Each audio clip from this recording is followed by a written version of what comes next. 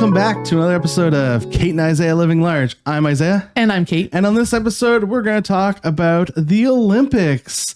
You know, that thing that has apparently been going on for like, was it 2 weeks now? I don't know. I don't know. Are we a week in? Are we 2 weeks in? I don't know. A week and a half in, 2 weeks. Was the opening ceremonies like last Friday? Oh, yeah. I think we're 7 days in as of today, the recording today. So we're like a week and a half in based on when this comes out. Yeah. It's crazy. Yeah. But before we talk about the Olympics, what's new? What's the haps? Just catching up. Had a couple of comedy shows. I mean, last week, last Thursday and Friday, and they were both super fun.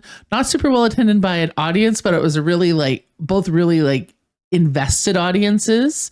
Nice. Friday night show had 2 people that were not comics, plus the owner of the establishment and the person working the bar at the establishment. Nice. And Fun. Thursday show had 3 people who were not comics. Okay. And but you know what? Both were super fun shows and had their own charms. And I really appreciate the venues. Like, this is Richie's Tap Room on Thursday night and Nice. Fusion East Point on Friday night. And you know what? Wasted Day deserves a shout out here for supporting local comedy. They do usually Monday nights, right? Monday night type things. And they also do John Forward's No Jokes Bar. That's every other month. Awesome. Well, it's every other month. The other half of them are at Steamers. Gotcha. Yeah. So any local establishment that supports local comedy in that way deserves a shout out. And so super appreciative of them. And then Amit at Fusion East, especially, he's the one organizing it, and he really cares. And I felt bad that there were only 2 audience members last night, especially when thanks Lauren and Robin for coming. But it was a really fun show. Nice. Well, I mean, last night was the first night of Area 506. Oh yeah, there are good reasons for people to not have been there.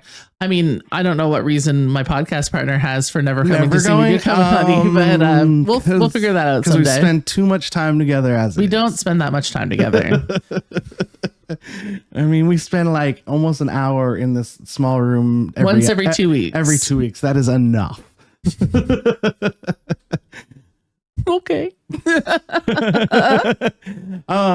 Yeah, no, that's cool. Yeah, definitely any local vendors that are willing to do anything for locals is always great. Like music, comedy, anything. So and I would be remiss in not saying that we have an amazing local comedy club in Punchlines.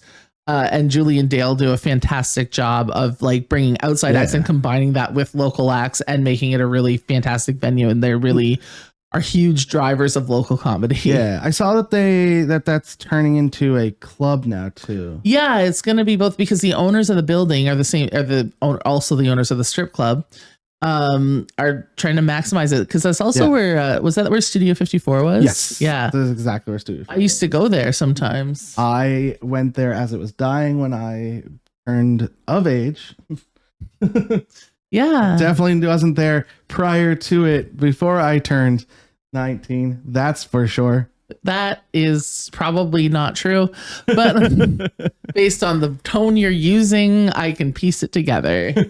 Call me an investigator. Yes. But yeah, I saw it's called Club 506. Yeah. That's kind of cool. Also I want to shout out to Area 506.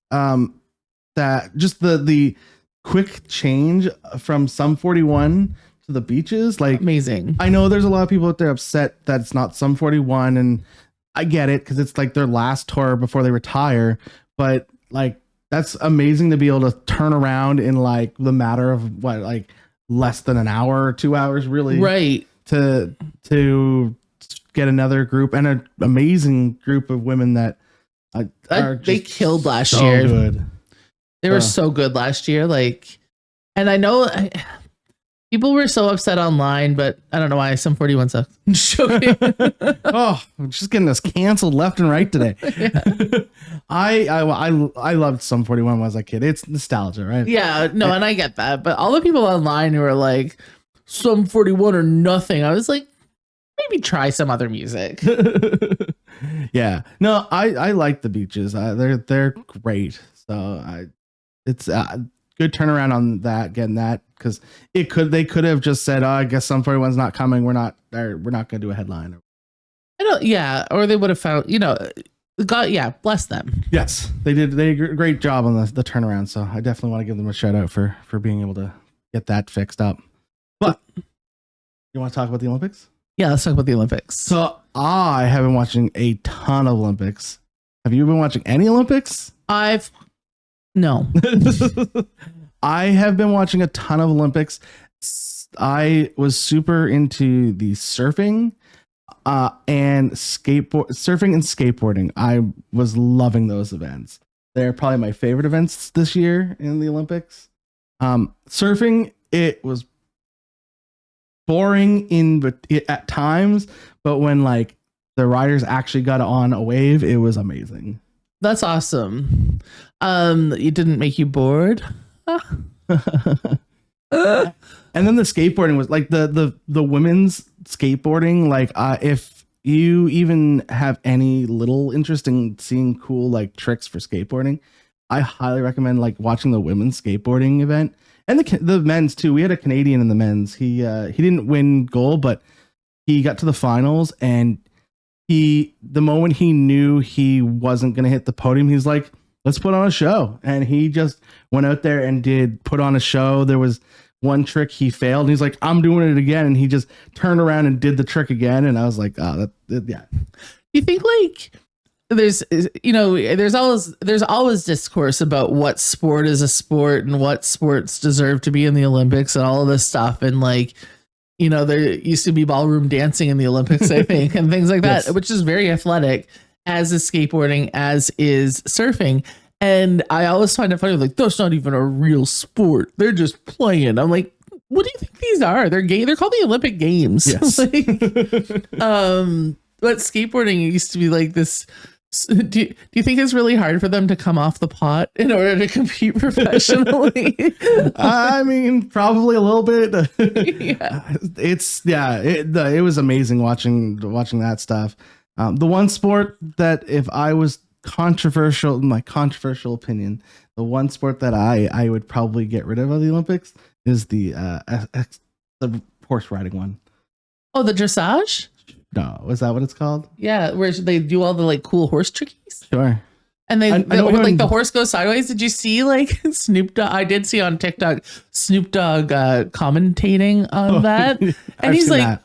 "Oh, I gotta get them in a video. So the horses are going cross." It's really funny. I did see that one. That's the one we had a New Brunswicker who was supposed to compete in it. Yes, we did have a New Brunswick. And then she got COVID and her horse got sick, which just sounds like so tragic. She's 61 years old. Jill Irving out of Moncton. And she gets to Paris and is favored to win this event at 61 years old. And then gets the vid and her horse gets sick and she gets demoted to being a spare on the team. Like, that would be awful. Sucks. And regardless of what sport it is, if you've been training of any kind, like, and competed to the point where you are representing your country at the Olympics and you're favored to win, man, how devastating. And it's not like you're going to go back in 4 years. No, gosh, no. But did you know that the plane they fly the horses over in is called Air Horse One? No, but that is amazing. That's what it's called. It's called Air Horse One. Look it up. It is amazing. And it's just like a plane with just a bunch of horses hanging out. It's, yeah. Wonder what first class looks like. They're the ones favored to win first class. They could do so much better. Nay. I mean, they only get to watch Seabiscuit. Yeah. Oh, what a terrible movie. I hate that movie so much. I fell asleep in the theater at the Riverboat Theater for like 3 hours while that movie was on one time. And I'm with my friend who's super into horse racing. Or not horse racing. She's just super into horse riding. She doesn't play gamble at the horse races. Right. And she loved that movie. And I woke up, probably snored. And she was like, hey, you didn't like it? I was like what? That's the most boring movie I've ever seen in my life. God. That digressed. So in talking about the Olympics, you and I we've worked out intermittently over the last number of years and have tried various things, and we've talked about it on here. Yep. You know, my illustrious 5K, I would have been kicked out of the Olympics for that. But it's turned into a really great comedy bit. And like, you've never seen it. It's been great.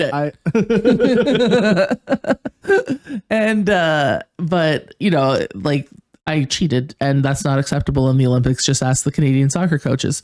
Ow. See, I haven't watched the Olympics. I've just paid attention to the news. Pay attention to the news. And so, but you have to be, one, a really hard worker, generally super young, but also you have to be blessed genetically in some way to get to a level of sport where you're competing in the Olympics. Yeah, I mean, to compete in the Olympics, first off, yeah, you've got to have the ability to put the time in, the drive to put the time in. But yeah, there's definitely a genetic advantage to anyone in at that level in the sport. It's just that's just the way it's gonna be. It's the way it's always really been. Is right. It's a genetic something that allows you to, either you're the right physique, like like if you're a runner and you were born with long legs and a lean frame, and then you work really hard on top of that and you put the work, like I'm not saying that the work doesn't happen. Oh no, the work, you still have to put the time. You still have to put the time and effort in, because there's lots of people who were born with the right physique who do not go to the Olympics either. Like, right. The Olympics really is an elite thing. Yeah. Oh heck yeah. It's wild. Like, just the, like you said, a lot of people put, like, it's a lifetime's worth of dedication to that craft to go and compete. And some people only go and compete once. They go, they compete, and that's it. Yeah, and that's their time to shine. So when you have something happen, like when I think of, again, that New Brunswicker with the dressage, which you don't even think is a sport, Isaiah, because the horse is doing all the work. You have to control the horse, and you have to be fit on top. Horse is doing the work. Just horsing around. Just horsing around. Like, it would be so demoralizing and so devastating to have that happen. Like, it's the kind of disappointment that I can't even fathom. Oh my goodness. Yeah, no, I could only, like, in my life, I could only equate it to, like, back when I was younger, I was a lifeguard, and I was training and practicing everything to become a lifeguard. And the first time I took my test, I failed. And I can only imagine, like, that kind of hurt times a million. Right. Well, and my big disappointment growing up was that when I was 18 or whatever, I'd only applied to go to one university, and I had applied to the music program at UPEI, and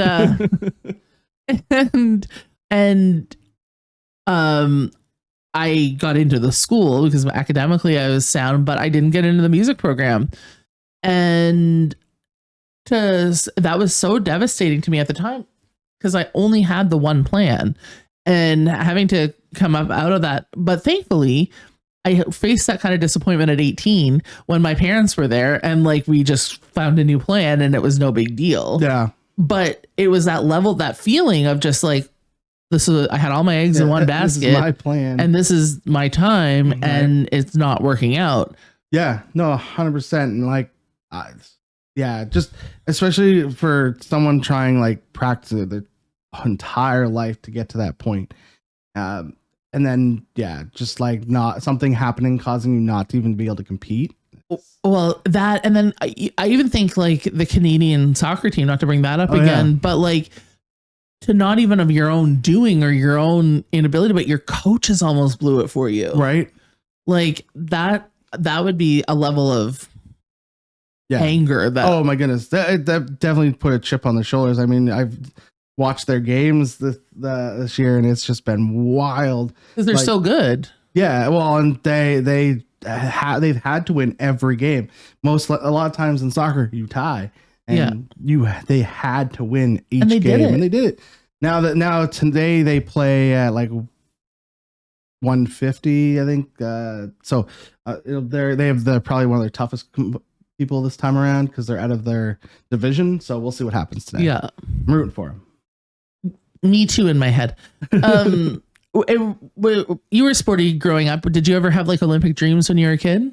Never Olympic dreams. I'm just not built. I was never built for an Olympic style sport. Right. But I did have aspirations to go on and do other things. Like I would do like football. I always wanted to go on and do college football and do things, but that just never happened for me. Right. But I always did have aspirations to do something bigger in sports. I think the biggest one sport wise for me was my football team made it to the finals and then we lost in the finals, and that was pretty devastating. Yeah. But yeah, I that was the only thing I've ever really had. I've never really had athletic, like I never thought that I would be able to get to the Olympics. Never been a. I remember watching, I think it was the 1996 Atlanta Olympics. I was 13 and I was pretty sporty when I was 13. I played a bunch of sports, main sport being soccer. And I believe, somebody can fact check this, but I believe that was the year that Mia Hamm on the US team rose to fame. Oh yeah. Yeah. And I was super into soccer and I watched all those games, and I think America won gold that year. Again, if you're listening to this and you're like, that's not true, that was 2000, you idiot. Okay, I'm sorry. But that was 2000 Sydney, you dumb. But I thought I'm like 80% sure it was Atlanta 96. And Mia Hamm was so cool. And like I was reading about her in all the teen magazines, and I was a soccer player. And I was like, I'm going to be on the Canadian Olympic team in 10 years. And, I wasn't a bad player, but I wasn't great. And then I think shortly after I started playing goalie, and I was like, this is my chance. These hands are going to the Olympics. These hands are going to swat down all the balls. Yeah. But no, I was just like an okay teenage player in Quispamsis, New Brunswick. Yeah. No, I never had aspirations because like I never built to play a sport that was an Olympic based sport. I've never been built for long running or anything like that. Like I remember being in grade 6 and doing like bringing all the kids to the Canada Game Stadium or whatever. If you were the top 1 or 2 at your school in any particular event on a track and field event, and I got to do the 100-meter dash because I was pretty fast, but I was only fast for 100 meters because I was 5'7" in grade 6. And so yeah, I beat the people who were still kid sized. I was doing cross country when I was in like elementary and middle school, and I was not even the fastest in those things. No, I was, but only because I was tall, adult sized, competing against children. Which, does that give me a particular advantage? Should I have been banned? I mean, won't touch that. I think, genetics does play a huge role in being able to be the best in the world at a specific sport. Not saying that, you can't play at an amateur level, and even some pros don't have genetic advantages. But when you're talking about the best in the world, there are genetics is at play in some capacity. Yeah. Like I think I was reading, and again, this might not be, I didn't fact check this. So like, but I read that like Michael Phelps has a bigger wingspan and his like 90% lactic acid. Yeah. Yeah, that's the thing I read. And so he's going to be he swam, right? He's going to be a really good swimmer. Yes. But and plus he worked really hard. Oh yeah, no. And he trained really hard. Like it's not just genetics. Yeah, your genetic advantage only gives you an advantage. You still need to put the time and work and effort in, which I clearly do not have the effort and the drive to, or the genetics. Yeah. to do that kind of thing. Yeah. But I think one of the biggest things about sport in general is like one of the few things in the world that like, even though there's some nepotism in sport, it's one of those things that nepotism barely plays a role, right? Which is wild. It's one of the few things in the world that it doesn't matter. You still need to work at it. Yeah, nepotism not, but finances certainly do. Like you have to be 100%. Able to be of a family that's able to afford the gym memberships, the memberships to elite clubs and things like that to allow you to train at that level. Yes, finances for sure. That's definitely, but that again, that only goes so far. Some Olympic sports have kind of crept up, and you talked about the dressage. What about the gun shooting? Oh my God, that was so cool. Like, first, I want to say that those shooters are so dripped out. It's wild. Sorry. What does dripped out mean? High fashion, look amazing. Oh, okay. Sorry. That's my Gen Z talking stuff. You're not Gen Z. Stop being a poser. More like millennial. I drips like a millennial Gen Z. No, it's not a millennial. I'm a millennial. You're an elder millennial.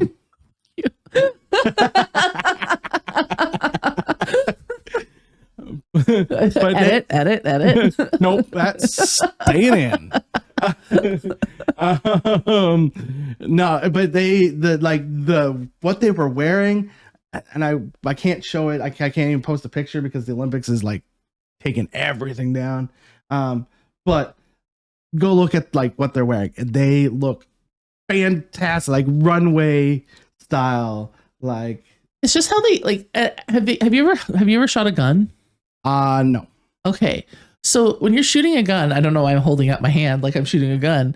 There's a lot of kickback, and they're doing that single-handed. Well, it's also airsoft. It's not gun. I don't know anything. it's an air gun. They don't use actual. Well, they don't use gun bullets. I guess they use the airsoft bullets. But that would still have the same kickback. Not as much. I've shot an airsoft gun. Okay.